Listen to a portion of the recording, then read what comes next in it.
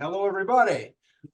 This is a welcome to Colorado State University Pueblo's Extended Studies podcast, Wolf Tracks. My name is Gary Salazar. I am the Associate Dean for Extended Studies, Adult Learning, and Online. And this is our 20-minute conversation where we get to talk about amazing programs, people and projects, and things like that we get to work with. So I'm really excited to bring them to you and have you listen to some of our guests. We try to highlight areas that help elevate all of you out there, making your lives better. We want to create educational opportunities, networking and collaboration opportunities. That's what this is all about. We record these and we do send them out to, we do post them on YouTube. But we also send them out through different social media venues as well. Joining us today, I'm really pleased to announce we have Dr. Jenny Piazza from the School of Education. And Jenny will be talking to us about a great many things. I'm really excited to hear what she has to say. But let me also note that she is an awarded professor, received a nice recognition a year ago, I think maybe 1 or 2 years ago. So she has the trust and confidence of her faculty and her students and gets great assessments that way. Jenny, thank you very much for joining us on Wolf Tracks today. Welcome aboard. Glad to have you here. Would you mind opening us up into the conversation by talking a little bit about your background and what you do at the School of Education? Sure. Thank you for having me, first of all. This is an exciting program because it's only a year into the program, a year and a couple of months. But I am, as you said, Jenny Piazza. I'm a professor in the School of Education, and I was an elementary teacher and a middle school teacher, and went on and received my master's here in Colorado at Adams State, and then went back to Oklahoma and got my doctorate degree in curriculum and instruction. When I got my first position at Boise State University in Idaho, I became a part of a leadership program and worked on that leadership program for about 5 years. And then when I came here, I was part of another leadership program called Equity in Mathematics Education Leadership. And I used to teach children's literature, the math methods, and science methods, and I've taught content area literacy. I currently teach in the master's program, and then this year I moved over into being the lead instructor for the doctoral program in educational leadership.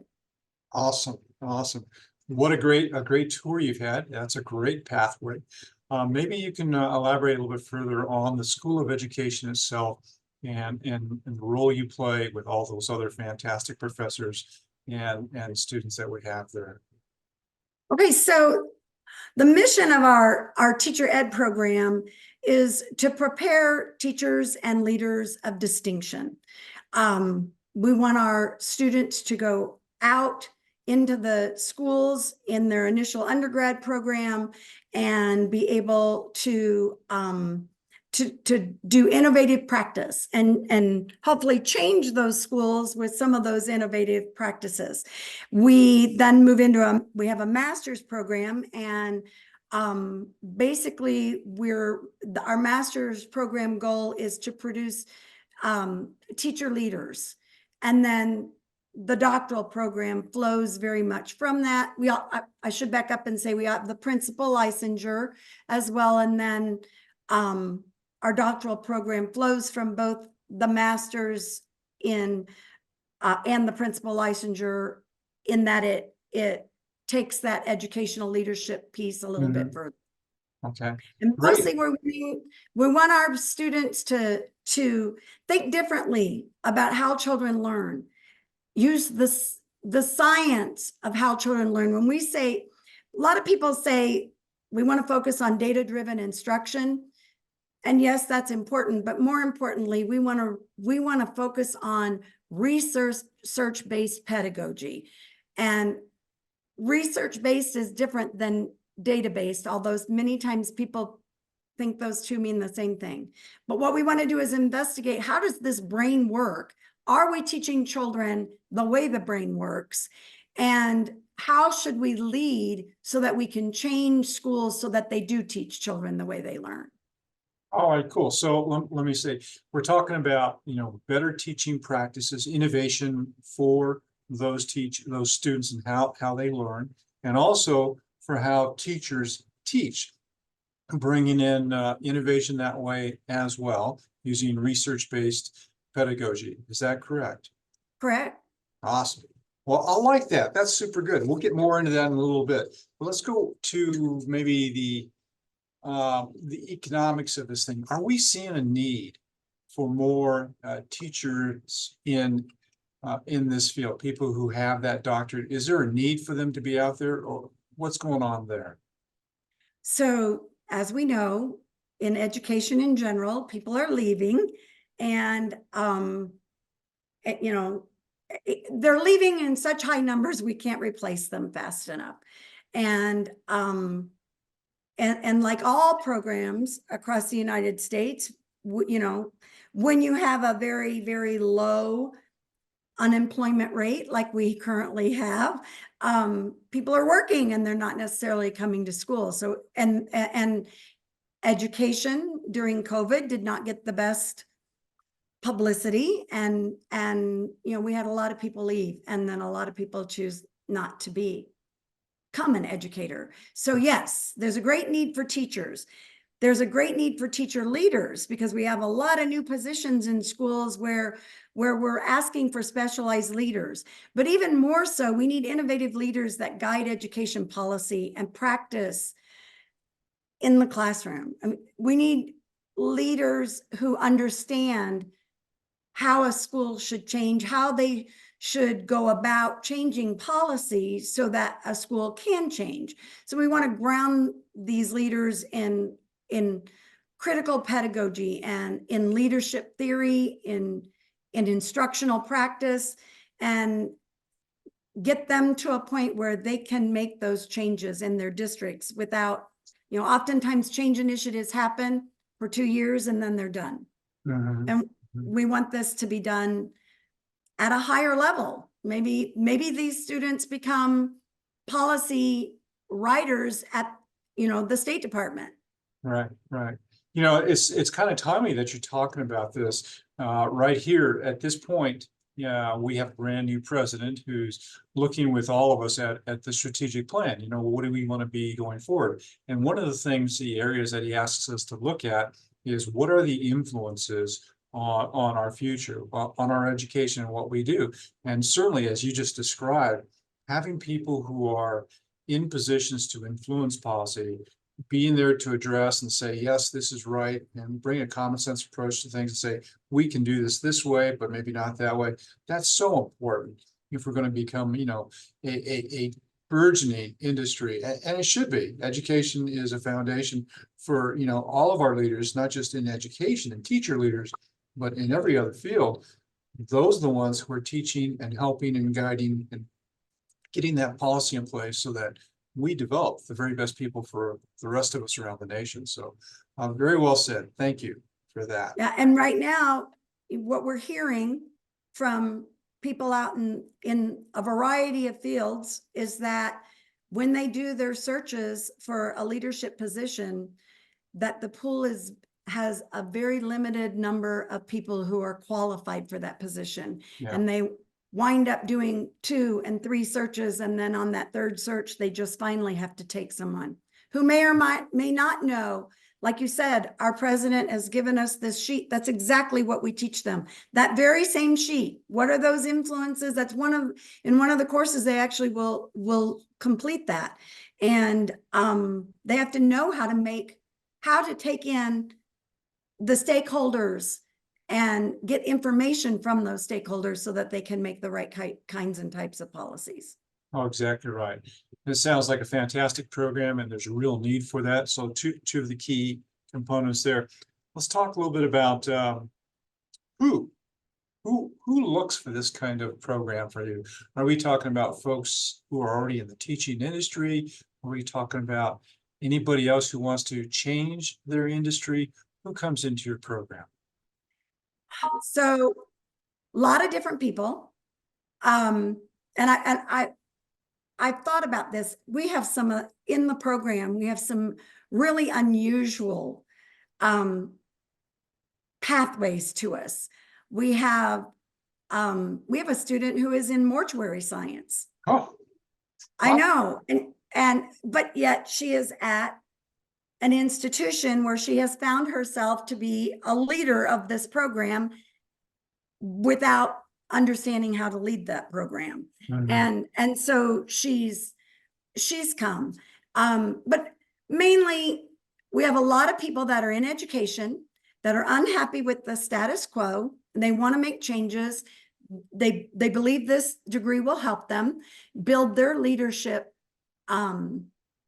abilities. And we have people that are just coming here because they are strictly interested in policy making, writing policy, analyzing policy. And their thought, is to move into, like I said, a State Department place. We have a lot of people, and this is, I think, the most interesting group. These are classroom teachers who come to our classes, and and when we ask them about their leadership and whatnot, I'm not a leader, I'm a teacher. And that is such a fun thing to watch in the program, because they realize in a very short time, they are leaders, or they have the capacity to be a leader within that position. And they come to learn how to lead in whatever position they are in. That's one of the strengths of the program. But the other thing is, some people just want to do research. They want to be a part of that. They want to be a part of that university community involved in research. And then they also, some people have positions where they just need that credential. They need that doctoral component to be able to promote themselves in whatever area they're already in. Got it. Well said. So when a student comes into your program, what are the areas that they're going to delve in? What will they be learning? So they're going to start off with the epistemology of leadership, which is how one comes to know something. How do you come to know about leadership? What do you think about it? How do you think about, are you a person who thinks of leadership as a hierarchical thing? We kind of all think that way. We were socialized into believing in that from the minute our parents were authority figures and corrected us. And we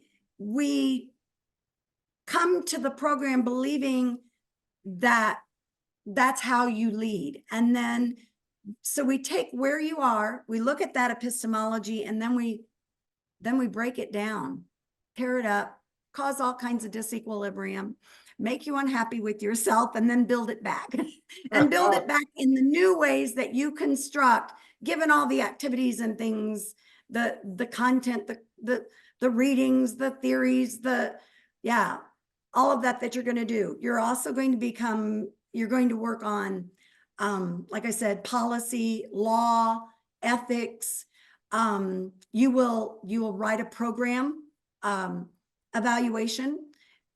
You will analyze programs. You will analyze policies, and you'll recommend policies. You'll conduct research of your own, and that's the biggest piece. You're going to become a scholarly thinker and a scholarly writer as a result of the program, and your end result will be a dissertation components of that should be publishable. Okay. Now, you said a lot there, but the one keyword that I got that maybe I want to ask you a little bit more about is this dissertation. This is like the end piece of all of the learning that they're going to be getting. What is the dissertation? What should it be? So in the dissertation, we have broken it up into phases. We really support the students all the way along. They enroll in a course, learn a little bit. What is a dissertation? What's it look like? How am I, and then they come to find a chair and committee members, and then we scaffold them in that course all the way through the program, and essentially you're writing a 5-chapter product because I wouldn't call that a paper.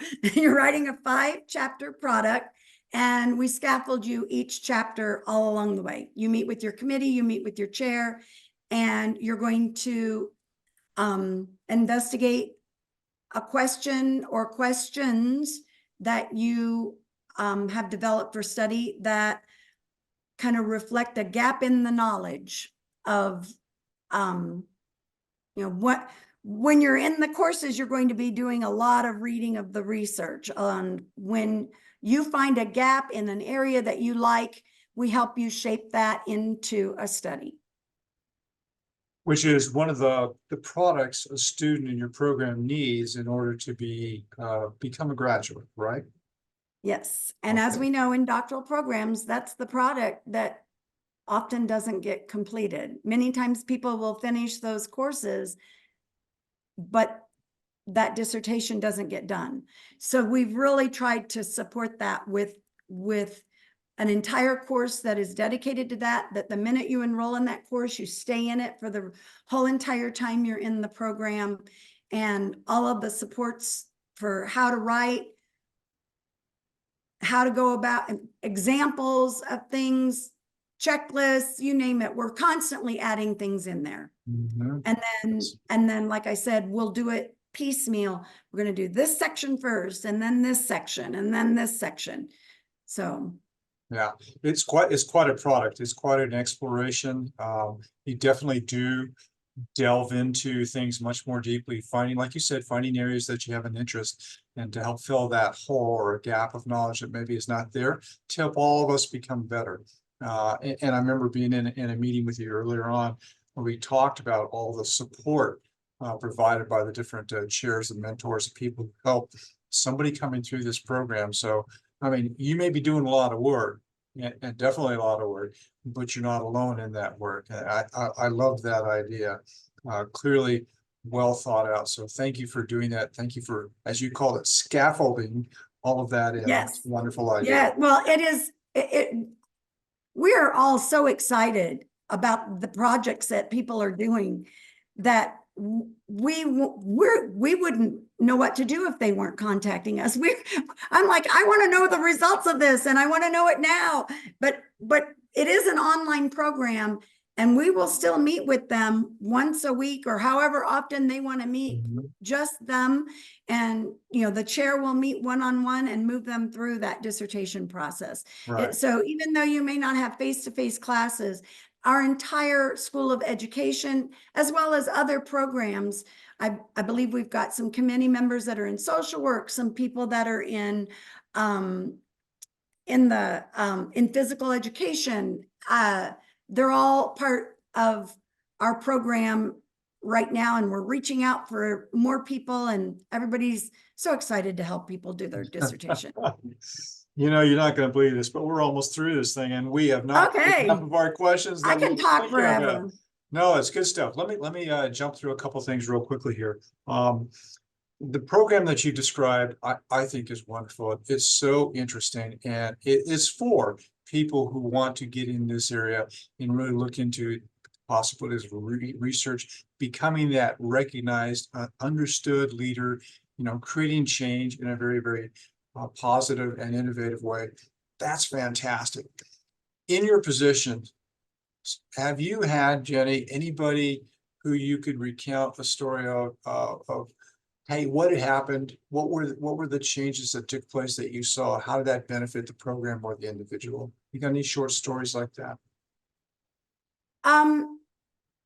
So I've thought about, I think the most exciting thing, and we're just seeing it because we're 1 year into the program.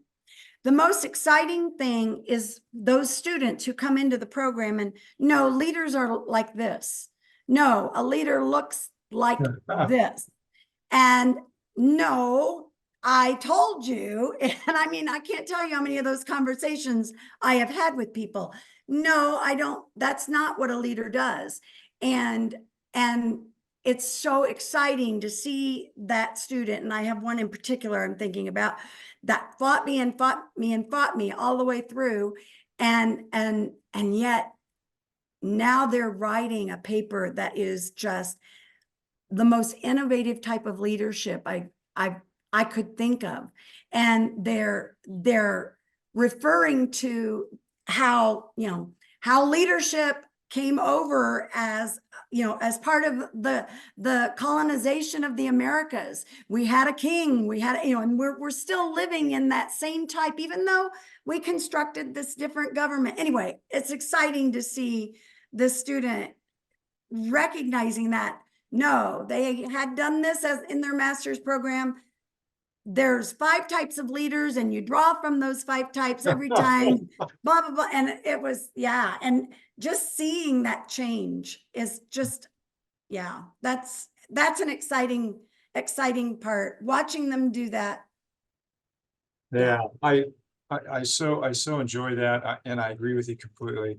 It's that aha moment or that transformation, even if it's over a period of time, when somebody before your eyes becomes that person who you really want them to discover themselves and get better at it.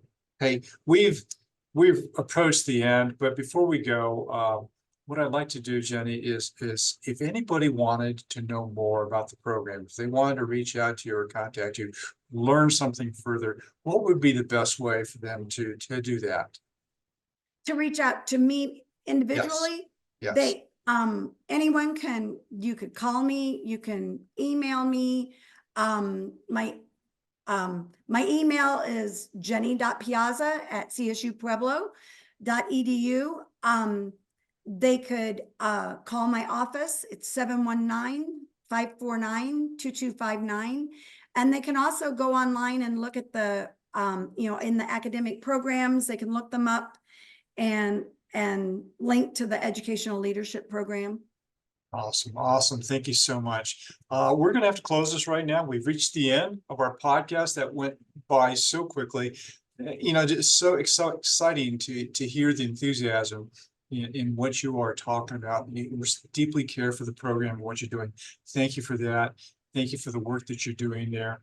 I thank you for thank you for having me and for sharing this program. Yeah. Oh, you're absolutely welcome. This has been super at Extended Studies. We really look for ways to help people, and we believe people should be able to attend school in the best way possible for them and for their lives. And here at Extended Studies and online, we have opportunities that are convenient, they're affordable, and they provide academic success guides along the way. We hope that you've enjoyed listening to Dr. Jenny Piazza about the discovery of her one-year program and what she's doing that and how that's helping, so many people in the community, people who are going to become leaders of significance, helping us shape policy. Those are the kinds of things that are exciting that we get to touch base with as we offer some of those classes online. Thanks to you for coming and listening to us. Thank you for checking us out, and that is at CSU Pueblo /edu and online, or you can also call us at 719-549-2100. You've been listening to Wolf Tracks. I'm Gary Salazar. Thank you for joining us today, everybody. It's spring out there. Go enjoy that springtime. The weather's looking great right now, and everybody also be safe.